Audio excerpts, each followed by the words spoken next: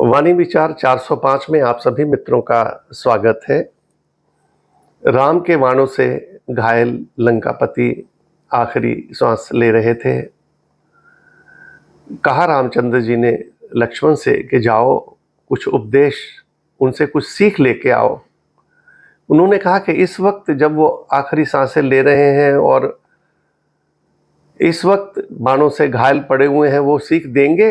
उन्होंने कहा वो सत्यवादी हैं, शास्त्रों के ज्ञाता हैं, बिल्कुल देंगे। तुम जाओ उनसे कहो कि मुझे कुछ सीख दें।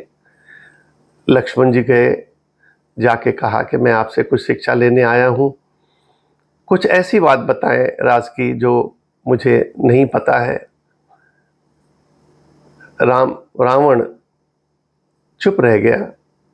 लक्ष्मण जी वापिस आए और रामचंद्र जी से कहा कि वो तो कुछ बोले ही नहीं। उन्होंने कहा किस तरफ खड़े होकर तुमने याचना की थी? उन्होंने कहा कि सिर की तरफ। उन्होंने कहा कि नहीं, जहाँ कुछ लेना होता है उनके पैरों में खड़े होकर मांगते हैं, तुम गलत जगह खड़े थे इसलिए वो नहीं बोले, तुम जाओ। लक्ष्मण जी गए और पैरों की तरफ खड़े होकर उन्होंने प्रार्थना की कि आप कुछ ऐसी बात बताएं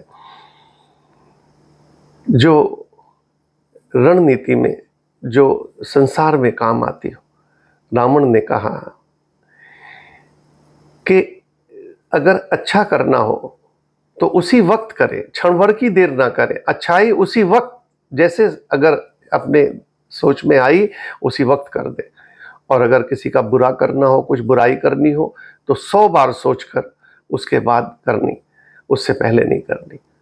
लक्ष्मण जी को सीख मिली, वापिस आए, जो आज तक नहीं सीखा था वो सीखा और रामचंद्र जी से कहा कि उन्होंने ठीक शिक्षा दी कि जो अच्छाई है जैसे ही दिमाग में आए उसी वक्त कर दें, और जो किसी का बुरा करना हो, कोई बुराई हो तो 100 बार सोचकर फिर करना, इससे पहले मत करना। और अहंकार अपने में से निकाल देना, अहंकार की वजह से कुछ किसी का बुराई नहीं करनी है। धन्यवाद।